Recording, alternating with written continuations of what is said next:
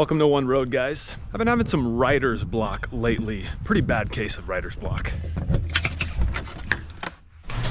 In the last video I uploaded, I was using my 95 Suburban you see here behind me to pull a giant log, a giant tree apart. It worked well. And a lot of you commented that I didn't use four-wheel drive. Why didn't I use four-wheel drive? And the reason why is because even though I probably should have tried that, I didn't, but I wasn't in the mindset of I'm gonna throw this thing in four-wheel drive and just gas it and just rip this thing apart, because I don't wanna damage the frame on this truck. I don't wanna just hook a chain up, gas it, and do like a tractor pull. That's not what I'm trying to do with this thing. So I was in the mindset of hook the chain up, inch forward, let's see how tight or loose this thing is. Maybe it'll come apart really easily, maybe not. I was very, very careful with it. So that's why I didn't throw it into four-wheel drive.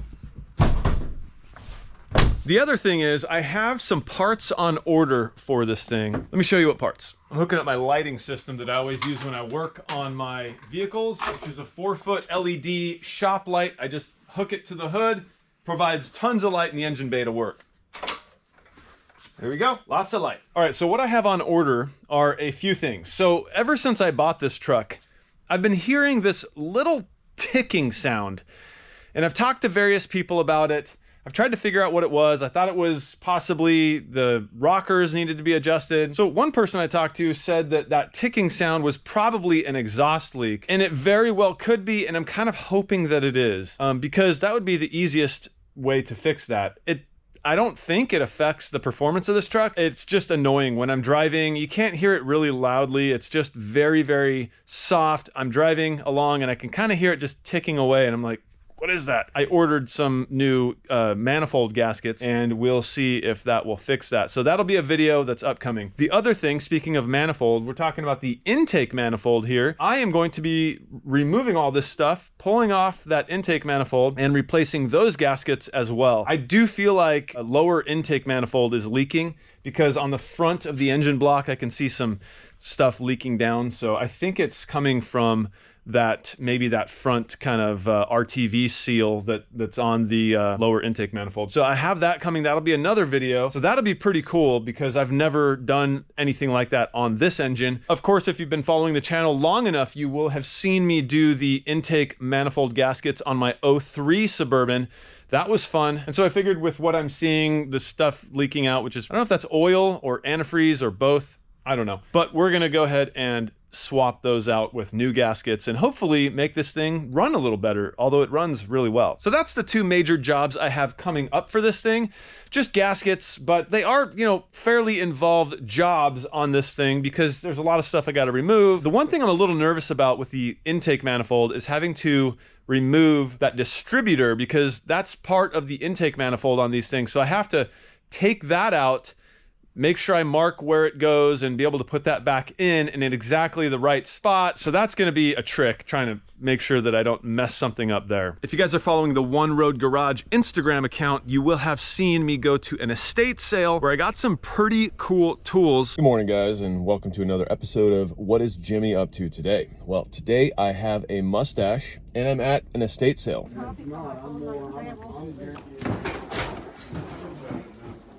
But also I looked at a red OBS truck. The shed out here, and look what's right beside it.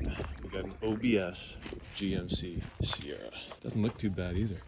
The sides are nice and straight. Definitely in good shape, not too shabby. And it was for sale. I didn't buy it. A lot of you were wondering if I bought that thing, although I probably should have. It was in pretty good shape. The body and everything was in really good shape. The downside was, well, it was kind of unique. It was a 5.0, 5 liter, and it was a manual transmission, but it did have, I want to say 300,000 miles on it. So it would have needed work. I don't know how the engine ran. I don't know how the, transmission shifted and all that. Now, that being said, I think I am in the market for a beater truck. I just want another GMT400, maybe even a GMT 800, but I think I'm specifically looking for a 400.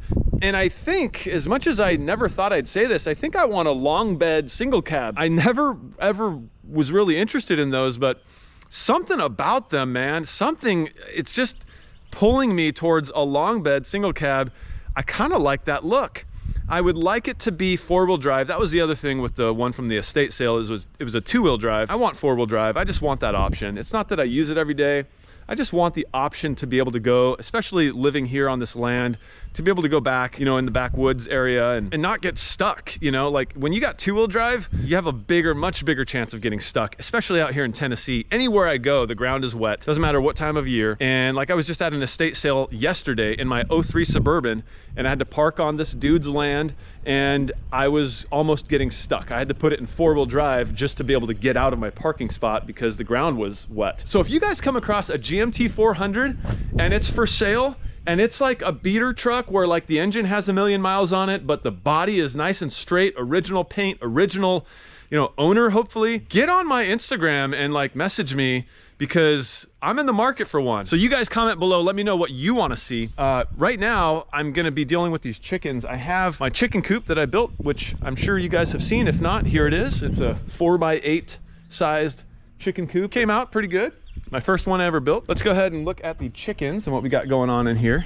Yeah, these are the chicks. They're doing pretty darn good. So hopefully we'll be getting some eggs soon, because that's the whole point. We just thought it'd be fun. It's something we always wanted to do. That being said, I need to create like a little playpen of sorts for them to be able to get out and roam the yard while they're still this young. We can't keep them in there all day. What we've been doing is taking them out of there into this side yard right here and just kind of letting them roam around for about an hour, and then we'll put them back in. So my neighbor just gave me all this hardware cloth that they were using for a garden area. So I'm going to be utilizing this as well as some other things that I have. And after building that coop, I have some leftover wood that I'll be using as well. And you can see that wood here down beside my tractor, just lots of 2x4s and cut up pieces that I'll be using for that.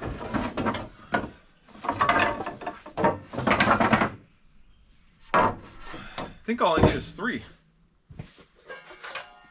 Okay, this is a piece of scrap wood. Hope it's 8 foot. It is 8 foot. Mark it at 4.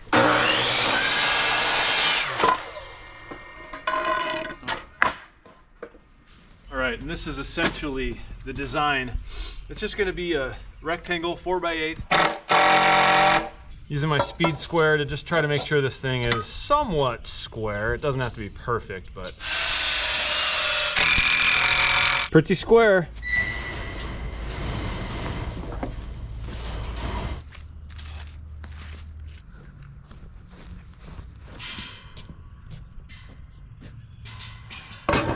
That's way. Oh wow, 16 foot long.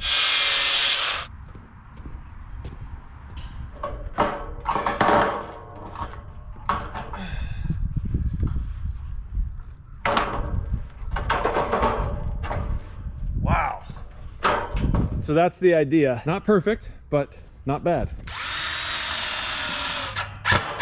And there we have it, 4 screws that are kind of zigzagged across from each other. So we have low, high, just not to get into the same grain of the wood there. But that should be good enough, I think, on all 4 corners to clamp this thing down. Well, it's coming along. You can see the hardware cloth I've now installed all over the entire outside of the cage, and it's looking really good. I'm really happy with it, actually. I did put in these 2 roosting poles. These are big, thick pieces of bamboo, so I'll still have to secure these down with some wire. Well, it's a new day, and I'm just about finished with this chicken, I don't know what it's called, a run, tractor, whatever you want to call it. It's really just a bird cage, essentially. But I have to do some chores. What you doing? Their water is something that we change out multiple times a day at this point. We're getting a new solution for this, but this is pretty nasty. And this handy dandy automatic chicken feeder that I made, I just basically shake it a little bit, put some more food in those holes. Hey girls! Okay, then I'll lock the bottom latch. Dump out all the wood chips that they kick in the water thing, and I'll go wash this thing out. With this thing washed and refilled, got some fresh water, girls. Don't all drink at once. And that's that. All right, now I can finish the bird cage.